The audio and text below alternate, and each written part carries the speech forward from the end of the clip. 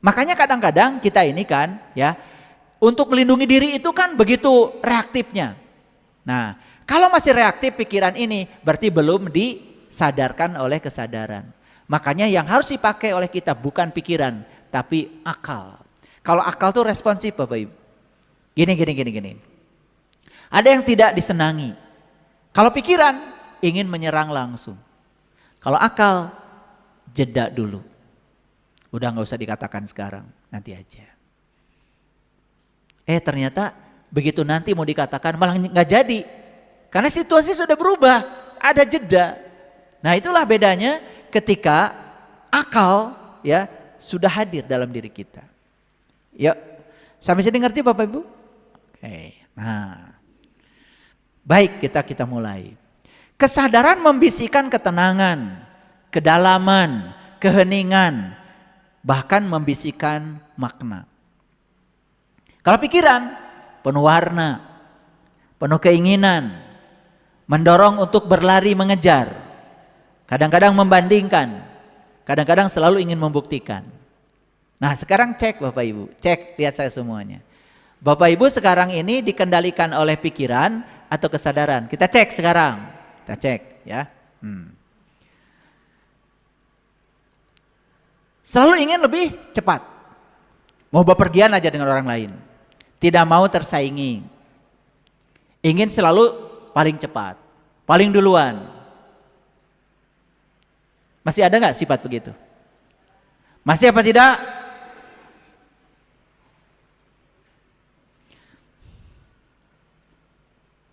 Bagi pikiran, hidup itu pencapaian. Bagi kesadaran, hidup itu ya proses untuk dinikmati apapun yang terjadi. Kalau kita masih membanding-bandingkan, bahkan selalu ingin membuktikan. Contoh nih, ya, Bapak Ibu ini dihina sama orang lain, ya, pesek teh, langsung ke Korea, ingin membuktikan. Pira kayak dikitukan ku batur, betul nggak? Padahal kan harusnya mah nggak usah apa-apa. Ini karena dikendalikan oleh pikiran, begitu disebut pesek langsung pergi ke Korea. Operasi plastik. Ditamal pakai emer. Habis uang miliaran hanya untuk membuktikan bahwa saya tidak pesek. Ini mah contoh ekstrim. Yang lain mah banyak lebih dari itu. Betul nggak? Iya, kalian suka ingin membuktikan. Nah, kalau ada keinginan untuk membuktikan, itu sebenarnya kita dikendalikan oleh pikiran.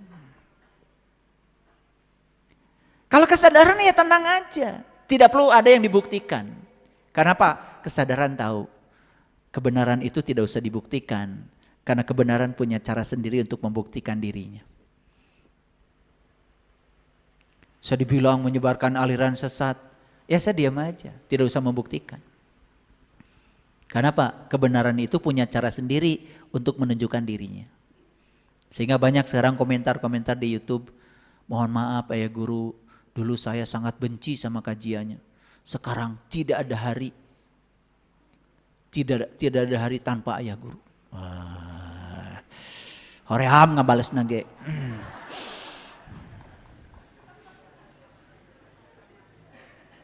Karena saya alhamdulillah saya dicaci maki nggak akan marah. Saya juga dipuji tidak akan terbang. Karena segala puji milik Allah. Terus apa jasanya saya? Ya kalau Bapak Ibu merasa tercerahkan, katanya ada yang bilang, alhamdulillah setelah ikut kajian Ayah, temperamen saya mulai menurun, ting sabaraha turuna. Tapi ya saya merasa hidup saya berguna gitu aja. Saya merasa niat saya ingin jadi kepanjangan tangan Allah menyampaikan cinta kasihnya, ya dirasakan, itu aja. Ya. Kesadaran membawa pada arah yang lebih tenang, lebih jujur, ya. Tapi kalau pikiran mendorong kita untuk bertahan hidup dan meraih. Sok Bapak Ibu, kita ini kan selalu ingin meraih ini, meraih ini, meraih ini, meraih ini, betul nggak? Bahkan terus mencoba mempertahankan hidup, padahal sebetulnya tidak usah begitu juga, ya sudah gitu. Tidak ada yang perlu dipertahankan, ya. Ya kalau saatnya harus lepas, rezeki kita kan kalau itu baik, ya lepaskan saja. Kalau ada yang datang yang kita benci, kalau itu baik, ya terima saja. Kan itu kuncinya. Kunci berdamai itu adanya di situ kan sebetulnya. Clear? Kesadaran mengajak kita untuk berhenti sejenak, menarik nafas. Kadang-kadang kesadaran bertanya, untuk apa semua ini? Itu kesadaran. Mengapa ini terjadi? Itu pikiran. Kalau kesadaran, pesan apa yang hendak Kau sampaikan kepada aku lewat kejadian ini ya Allah? Coba setelah ini Bapak Ibu perhatikan, lebih banyak didominasi oleh mana? Dari indikator-indikator ini. Pikiran berbicara lebih keras.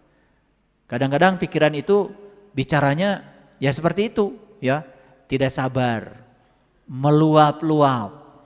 Ya karena ingin membuktikan, ingin menunjukkan dirinya benar. Itu pikiran. Sampai sini dulu deh. Kira-kira sudah terjawab belum?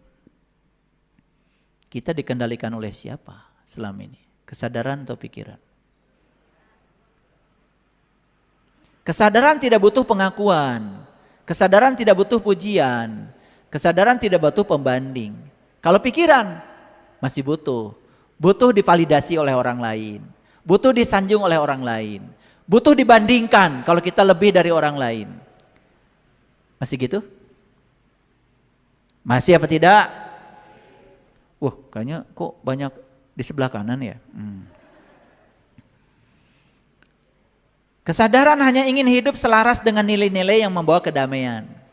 Kata kesadaran, malas berantem. Buat apa? Saya ingin damai aja, sadaran. Pernah gak begitu Bapak Ibu? Pernah? Oh pernah. Rada terpercaya tadinya. Ya gak apa-apa, ya boleh mengklaim. Sugan jadi doa tuh, ya. Kesadaran itu bisikannya lembut, kadang mengundang untuk berhenti. Sudah berhenti, tong sarwana, udah dengarkan aja lah. Itu kata kesadaran. Kalau pikiran enggak, ingin selalu ya kalau bisa pojokkan orang lain. Kalau bisa puaskan, itu pikiran. Nah, jadi dari kajian ini Bapak Ibu langsung tahu, oh selama ini berarti saya itu sebetulnya belum berpikir. Karena indikator yang lebih banyak muncul justru indikator dari pikiran bukan dari kesadaran. Coba pikiran, segera ingin bertindak supaya tidak tertinggal. Kan itu, pikiran tuh selalu bersaing. Belajar ilmu kesadaran, waduh orang lain udah 3 pertemuan. Itu pikiran, langsung privat. Ayah guru, saya tertinggal nih. Kalau bisa saya dipercepat. Oh, ada percepatan. Pikiran. Tidak mau tersaingi, ya. Pikiran itu berbicaranya dengan logika. Dan pikiran selalu mengatakan, aku harus. Seharusnya begini, seharusnya begitu. Coba Bapak Ibu ingat-ingat. Sampai di sini terlambat. Kata kesadaran, ya sudah, kan kamu sudah di sini, terlambat juga nyampe. Sadaran tuh. Kalau pikiran, seharusnya tidak terlambat. Oh, masih marah-marah. Ini gara-gara macet. Oh, menyalahkan orang lain. Kira-kira banyakan mana Bapak Ibu? Nanti ulang lagi ya. Nanti kalau dengar kajian saya yang ini, bawa pensil. Di checklist. Pikiran, kesadaran. Kesadaran, set, 1, pikiran, set. Pikiran lagi, set lagi. Pikiran lagi, set lagi. Pikiran lagi, set. 5 gitu kan. Kayak pemilu. 1, 5 gitu. Nah gitu ya. Nanti yang kesadaran kosong. Nah kalau begitu, rekumaha atau damai dengan diri sendiri. Jadi damai dengan diri sendiri itu pikiran yang penting ini harus bergerak ke tengah, kesadaran bergerak ke tengah juga. Dia menemukan titik temunya, itu yang disebut dengan berdamai dengan diri sendiri. Lanjut ya. Jadi kalau kesadaran berbicaranya dengan rasa. Kalau pikiran berbicara dengan logika, selalu logika. Pikiran. Pikiran itu selalu keras, bahkan selalu mendesak. Karena pikiran itu selalu ingin menekan, karena tidak mau kalah. Dan kalau dia berhasil menekan orang lain dan orang lain tunduk pada dia, bagi pikiran itu suatu kemenangan. Kesadaran tidak begitu. Kesadaran tidak punya kepentingan untuk menekan. Pikiran itu masih senang tepuk tangan. Pokoknya dikit-dikit harus tepuk tangan. Dikit-dikit tepuk tangan. Betul nggak? Ya kayak kalian waktu dulu masih kecil kan? Ya? Iya. Batur tepuk tangan kayak sorangan. We. Itu bahayanya sampai sebesar ini masih begitu. Betul nggak? Dakwah nu tepuk tangan di luar. Nepi ka imah tepuk tangan we sorangan. Ningali kaca cermin, geuning saya teh geulisnya, tepuk tangan.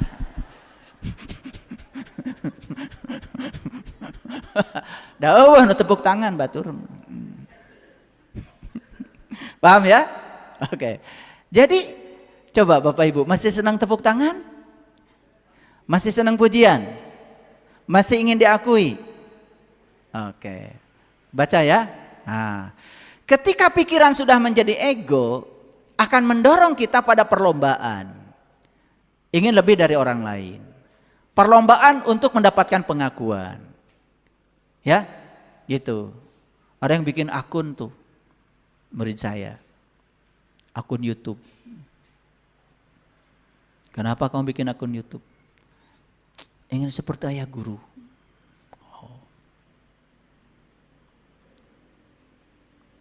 Tiap hari WA saya. Gimana caranya supaya subscriber saya banyak? Apa saya harus beli? Katanya subscriber tuh, pikiran. Saya kepikir juga enggak. Beli-beli yang kayak gitu.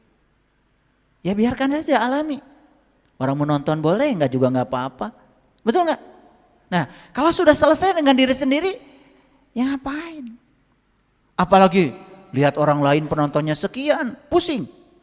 Tuh pikiran. Nah, kalau Bapak Ibu masih begitu, masih jauh dari damai.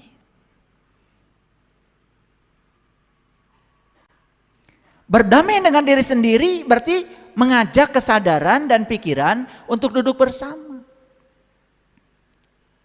Tapi bukan hanya duduk bersama. Ya.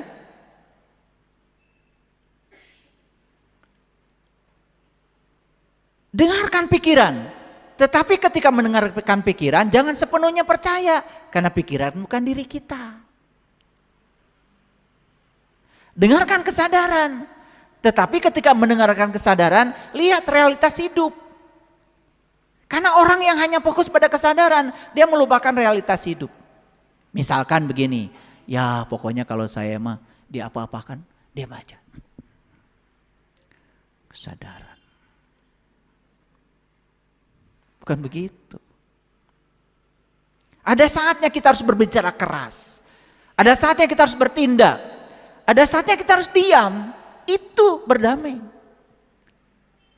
Kan sekarang ini ada banyak yang diam terus, katanya sadar. Ada yang agresif terus, pikiran. Bukan begitu. Temukan titik tengahnya, karena kita ada di dunia. Nanti Bapak Ibu, kalau Bapak Ibu sudah tidak di dunia lagi, jangan pakai pikiran.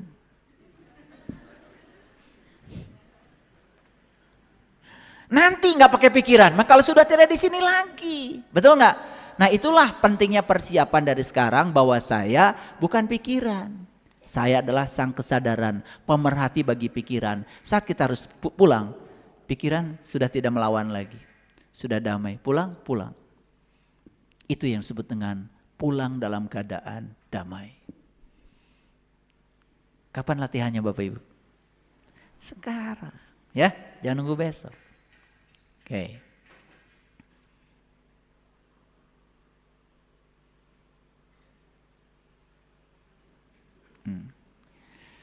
Tertinggal bagi kesadaran bukanlah sebuah kerugian. Jadi kalau tertinggal nggak apa-apa. Karena mau jadi diri sendiri. Nggak usah dibandingkan dengan siapa-siapa.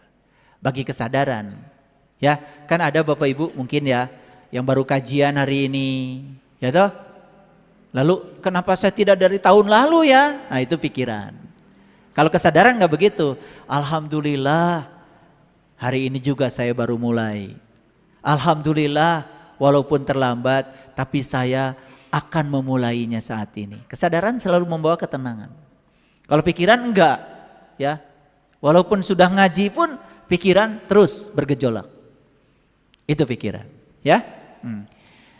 Berbicaralah dengan bahasa rasa. Boleh punya keinginan? Boleh. Tetapi tidak terikat pada hasil. Itulah kesadaran. Apakah kesadaran itu tidak punya keinginan? Punya. Gak mungkin gak punya keinginan. Pasti ingin lebih baik kan? Pasti ingin lebih sabar kan? Pasti ada keinginan. Ada malak dalam diri kita. Ada malaikat. Ada. Tetapi kalau kesadaran tidak mengikatkan diri pada hasil.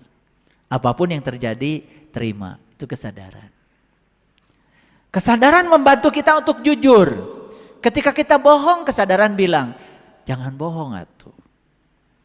Kesadaran bilangnya begitu. Kalau pikiran, tambah resep. Sok tambah deui bohong. Hebat kamu. Pikiran begitu. Ya? Tidak berlari. Kesadaran itu memilih langkah yang ringan. Tidak mau yang berat-berat. Kesadaran tidak butuh untuk terlalu hebat. Tetapi ingin terlihat benar aja. Gak apa-apa saya tidak disebut hebat. Yang penting benar. Dan saya tidak bohong pada diri saya sendiri. Kesadaran begitu. Coba kita cek pikiran. Ya. Pikiran itu menjaga kita untuk terus bergerak. Bahkan ketika ada jeda sebentar aja bagi pikiran itu dianggap kerugian. Ada yang nanya sama saya lagi jalan-jalan tuh, bawa cucu. Ketemu sama orang di keramaian. Assalamualaikum ayah guru. Hebat ayah guru, ngasuh cucu. Iya. Sesibuk itu masih ada kesempatan ngasuh cucu. Ngasuh cucu jauh lebih penting daripada ngasih kajian, saya bilang. Buat apa saya ngasih kajian tiap hari, sibuk kemana-mana. Cucu saya aja gak kenal saya. Itu sebuah kegagalan kalau bagi saya. Makanya saya sering mengajarkan, meluangkan waktu untuk orang-orang yang kita cintai. Itu adalah bukan kesia-siaan. Saya kemarin sama istri saya pergi ke Bogor. Jalan-jalan yuk, berdua.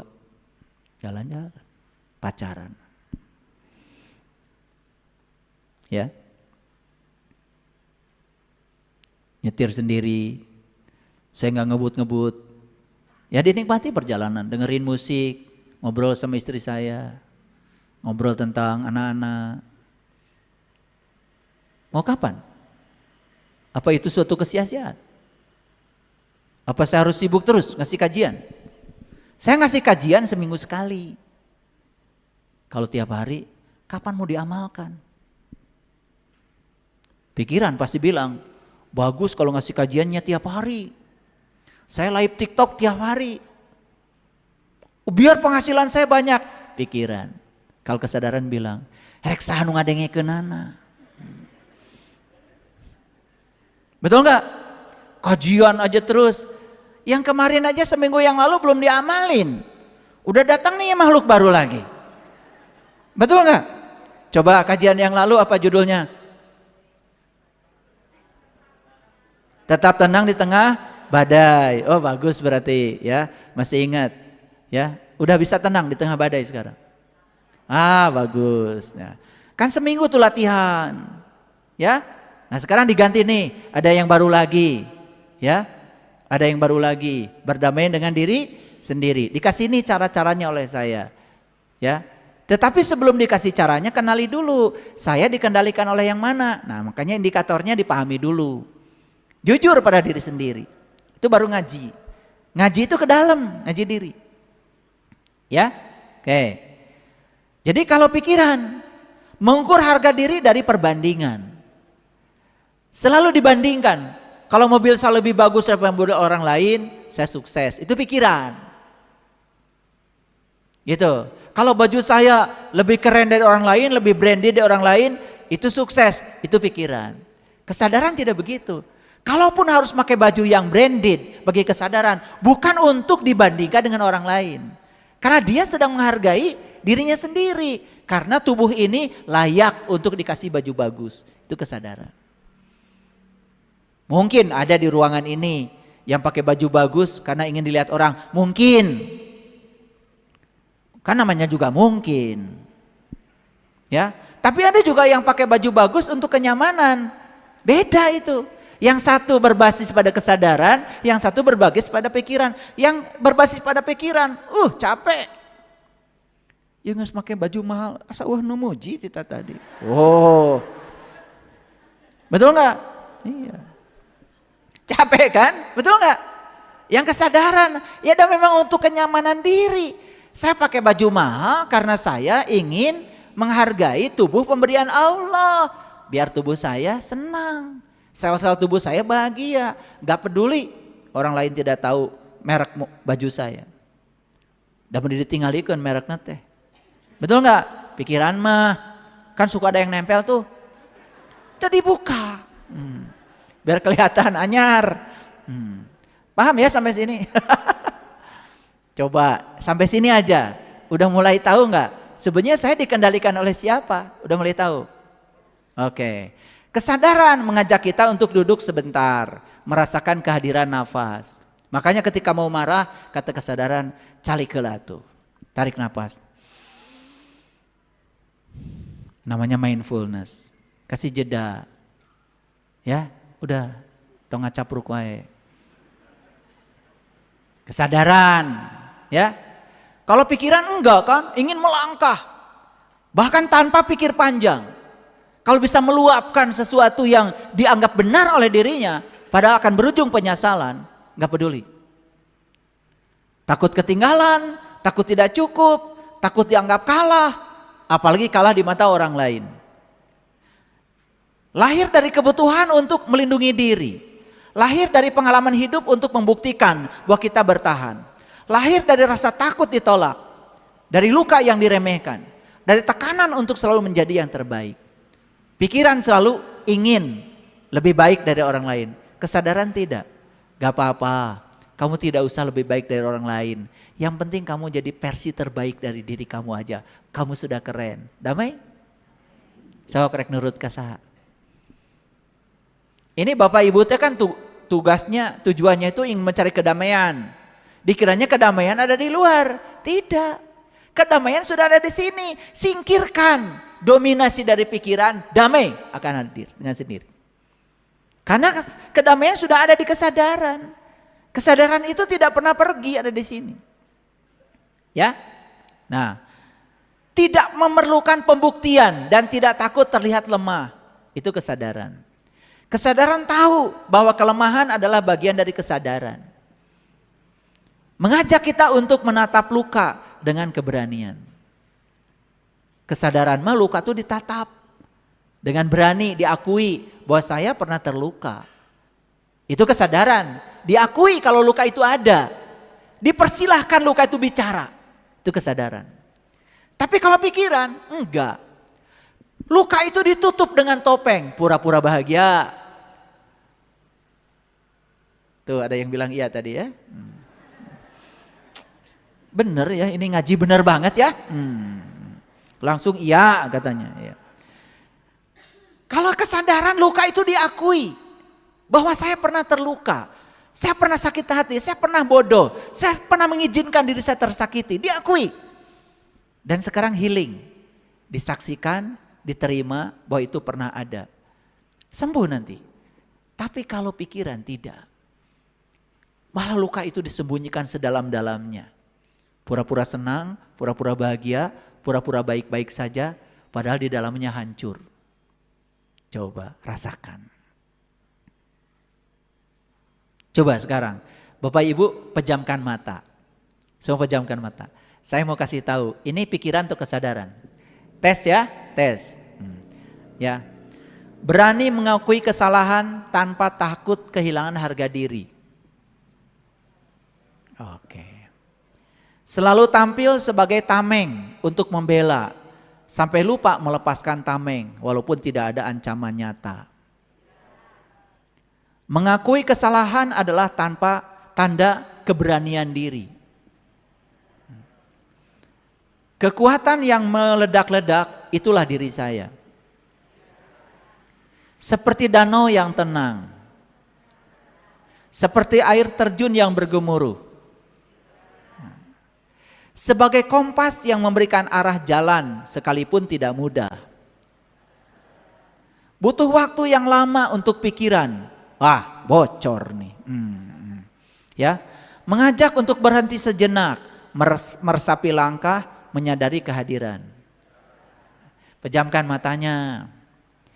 Tak pernah terburu-buru karena percaya semua hal ada waktunya sendiri karena ingin kita tenang.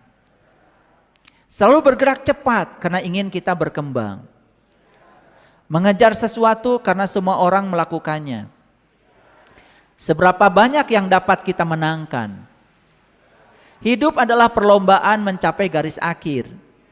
Selalu menagih hasil, jika tidak sesuai merasa gagal. Mengapa ini terjadi? Seberapa dalam kita memahaminya? Hidup adalah perjalanan yang memberikan banyak arti dan pengalaman. Nikmati setiap langkah dengan penuh kesadaran. Pesan apa yang hendak disampaikan lewat kejadian ini? Oke, gitu cara ngajinya. Lanjut ya. Berfokus pada tujuan. Berfokus pada produktivitas dan selalu berada dalam tekanan. Lakukan ini agar semua orang melihatmu dan kamu diakui. Mengejar validasi. Selalu menutupi rasa sakit dengan senyuman palsu. Agar dunia mengira kita baik-baik saja. Berfokus pada perjalanan. Kesadaran. Berfokus pada pemulihan. Berfokus pada napas yang lega. Bebas dari tekanan. Lakukan ini agar dirimu menjadi lebih bahagia meskipun tak ada orang yang melihatnya. Mengejar panggilan jiwa. Mengakui bahwa rasa sakit itu ada. Mendengarkan rasa sakit itu. Memahami pesan yang dibawa rasa sakit itu.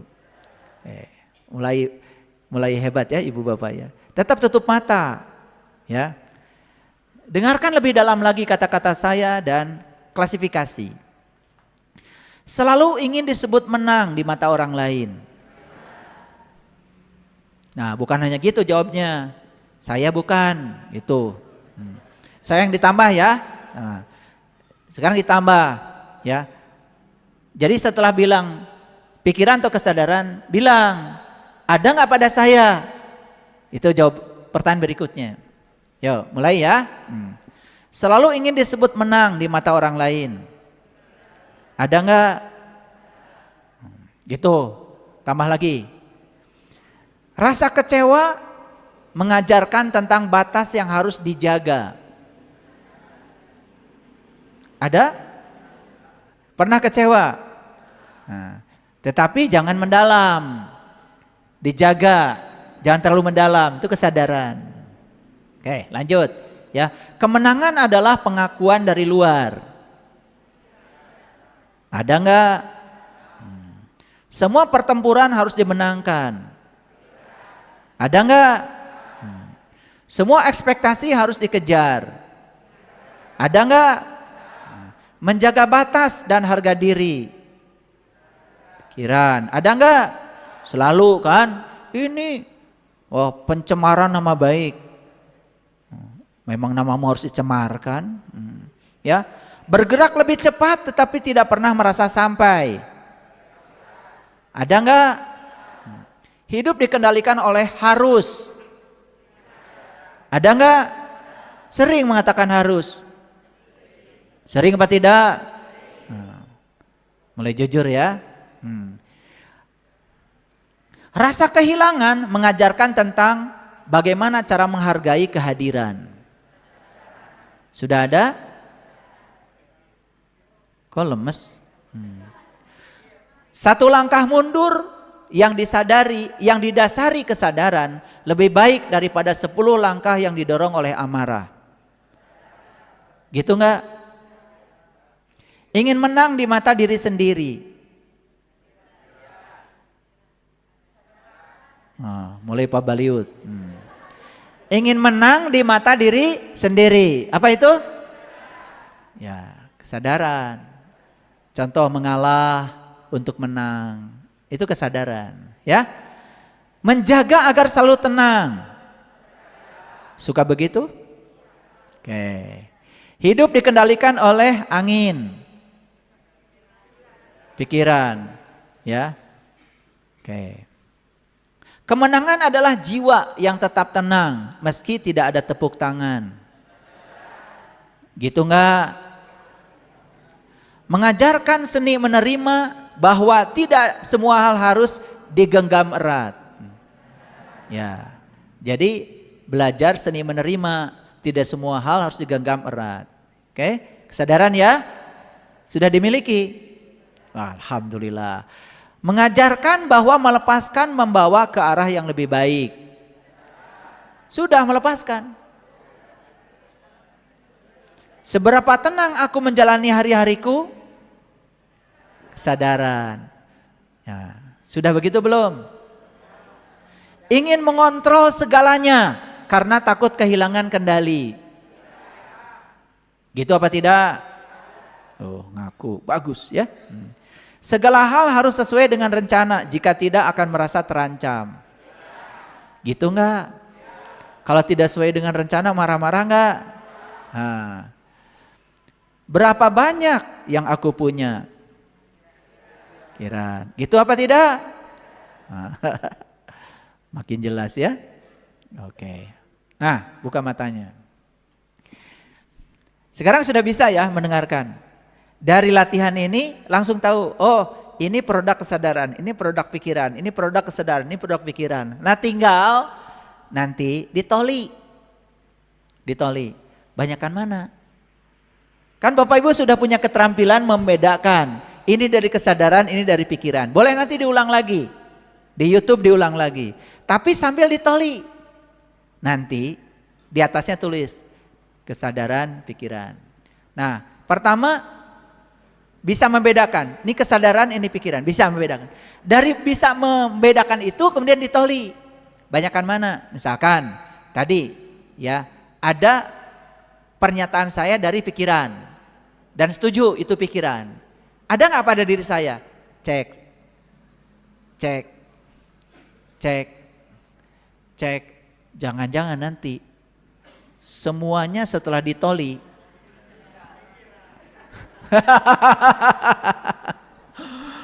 Disitulah baru sadar, saya kemana aja selama ini, gitu loh. Betul nggak? Pantesan saya setiap hari menciptakan neraka. Jadi neraka itu sebetulnya ketika pikiran dibiarkan mengendalikan kesadaran. Surga ketika kesadaran sudah mampu mengendalikan pikiran. Itu aja surga dan neraka. Sesederhana itu Bapak Ibu. Nah, dari ngaji ini, ya, nanti Bapak Ibu jadi langsung punya, oh, saya sekarang harus memperbanyak kesadaran. Itu kan? Nah, begitu kesadarannya diperbanyak, bukan berarti bahwa pikiran dimatikan. Itu. Tetapi pikiran menjadi sangat terkendali oleh kesadaran. Berarti Bapak Ibu sudah berhasil mendamaikan diri sendiri. Nah, rasakan kajian saya ini. Ketika kita sudah berhasil mendamaikan diri sendiri. Loh, kok tiba-tiba orang di sekitar saya kok jadi ikut damai? Nah, itu namanya terinduksi. Terinduksi oleh vibrasi, frekuensi, energi yang kita capai. Jadi jangan heran ketika Bapak Ibu mempraktekkan ajaran ini, nanti orang-orang di sekitar kita kok berubah dengan sendirinya, otomatis. Misalnya, mohon maaf, kok pasangan saya sekarang jadi berubah? lebih perhatian sama saya, lebih sayang sama saya. Ah, itu induksi namanya. Itu efeknya. Kenapa? Itu like attracts like. Karena energi, frekuensi, vibrasi kita sudah di atas. Maka yang datang juga orang-orang yang sama frekuensi dan vibrasinya. Wah, ini keren sekali. Inilah sebetulnya cara leluhur kita dari dulu mengubah keadaan. Dan selama ini kita mengubah keadaan itu bukan dengan cara mendamaikan pikiran dengan kesadaran. Malah menjauhkan pikiran dengan kesadaran. Ingat ya, kesadaran ini ya di dunia ini sekarang pemandu bagi pikiran. Nanti kalau sudah mati gak pakai pikiran lagi. Hanya berdiri sendiri kesadaran. Begitu. Terasa gak Bapak Ibu? Terasa. Tadi ketika memejamkan mata, banyak gak hal yang di luar dugaan Bapak Ibu bisa menjawab? Banyak kan? Nah, nanti di rumah diulang lagi. Nanti di rumah memejamkan matanya lebih banyak lagi. Jadi pejamkan mata, bisa juga ditoli pakai tangan. Yes, ini ada pada saya. Pikiran ini ada pada saya. Gitu. Saya tahu ini kesadaran, tapi belum ada. Gimana ya caranya supaya ini ada? Itulah kita langsung berlatih. Nah, latihannya gimana? Latihannya pasti Bapak Ibu akan dihadapkan pada situasi yang akan melatih langsung. Nah, makanya ingat lagi ayatnya ya. Boleh jadi kamu membenci sesuatu, padahal itu amat baik bagi kamu. Ingat itu. Ketika ada yang dibenci itu langsung ingat ayat itu. Kan sekarang gak ingat ayat kan? Ingatnya golok. Ingatnya yang lain-lain lah pokoknya ya. Sekarang ingat ya. Kata Allah, wallahu ya'lamu wa antum la ya'lamun. Allah Maha tahu, saya tidak tahu. Percaya deh sama Allah. Jadi sekarang latihannya begitu dapat yang sangat dibenci, langsung saya harus menerima ini. Saya harus berlatih menerimanya. Gimana caranya? Mengubah sudut pandang. Karena untuk memaafkan itu Bapak Ibu tidak cukup dengan pokoknya saya maafkan, nggak bisa. Rubah dulu sudut pandangnya. Tambah pengetahuan. Nah, kalau belum bisa memaafkan lagi, udah dengarkan kajian saya. Misalkan gini, Bapak Ibu tidak bisa memaafkan saat itu. Klik kajian saya yang mana aja. Merem aja, klik. Yang diklik pasti akan menjawab yang Bapak Ibu sedang butuhkan saat itu. Percaya deh sama saya. Kadang-kadang Bapak Ibu perlu bantuan. Nah, sekarang saya mau bertanya. Mulai sekarang Bapak Ibu mulai melihat bahwa rezeki dari Allah itu tidak selalu angka-angka dan uang. Perhatikan saya. Bapak Ibu dapat kajian seperti ini dari saya. Rezeki bukan? Bisa gak diuangkan? Ada yang uangnya banyak tidak merasa punya. Apalagi yang gak punya uang. Tapi setelah dapat kajian gini ya. Yang punya uang merasa lebih bersyukur. Yang tidak punya juga tetap bersyukur. Karena dia sadar, sekarang saya gak punya. Tapi kata Rasulullah dalam sebuah hadis, berbahagialah saat kamu tidak punya. Kan di depanmu ada saat di mana kamu akan punya. Kesadaran selalu mengajarkan itu. Kesadaran selalu menenangkan. Kesadaran itu begitu. Nah, kalau setiap hari Bapak Ibu praktek dengan saya seperti ini, perhatikan saya. Seminggu, 2 minggu, Bapak Ibu wajahnya lebih muda. Percaya sama saya. Gak usah operasi, lebih muda. Tekudu ka Korea. Perhatikan saya, lebih muda deh, lebih muda. Jadi saya sebenarnya diam-diam suka mengamati. Oh, tambah muda nih kelihatan. Gitu. Nah, begitu kita bisa berdamai dengan diri sendiri, apa yang terjadi?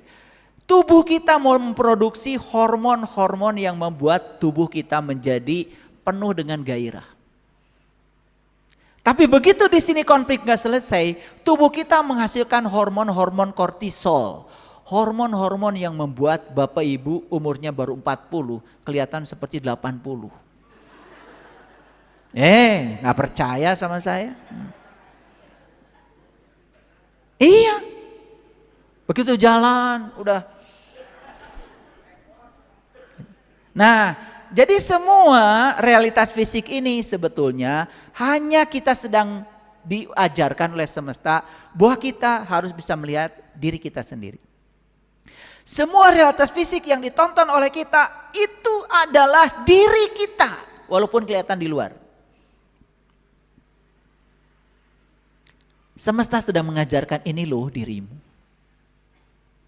Ya?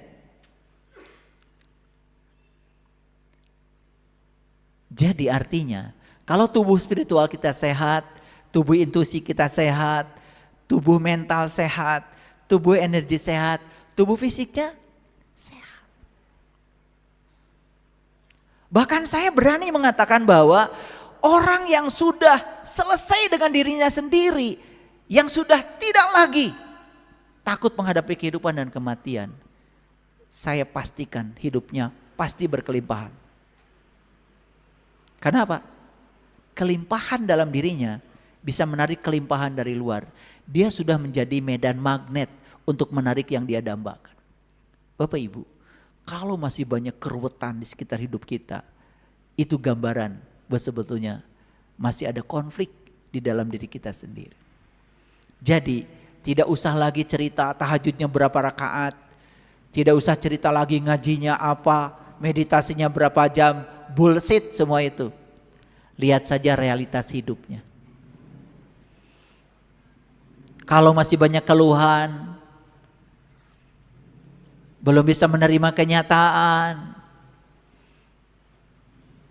masih senang menceritakan sesuatu yang tidak diinginkan, masih senang curhat-curhatan, senang menseminarkan kesusahan diri, ingin mendapatkan belas kasihan, itu sudah jelas kita belum kemana-mana. Belum kemana-mana. Jadi saya sekali lagi menyampaikan di akhir kajian saya ini, orang yang sudah selesai dengan dirinya sendiri, sudah damai di dalam, dia akan menarik semua berkah dari semesta nyaris tanpa upaya. Sekali lagi, dia akan menjadi medan magnet. Ya. Alam semesta diciptakan oleh Allah bukan untuk tunduk kepada diri kita. Tapi alam semesta diciptakan oleh Allah untuk mengajari kita agar kita bisa selaras dengan alam semesta. Alam semesta dicipta bukan untuk tunduk kepada kita, tapi alam semesta diciptakan oleh Sang Pencipta untuk mengajarkan berbagai hal kepada kita agar kita hidup selaras dengan semesta. Begitu kita selaras dengan semesta, energi kita jadi besar. Hidup penuh perayaan, hidup menakjubkan. Hidup menjadi sesuatu yang sangat keren. Keren sekali hidup itu. Itulah kuncinya. Terima kasih.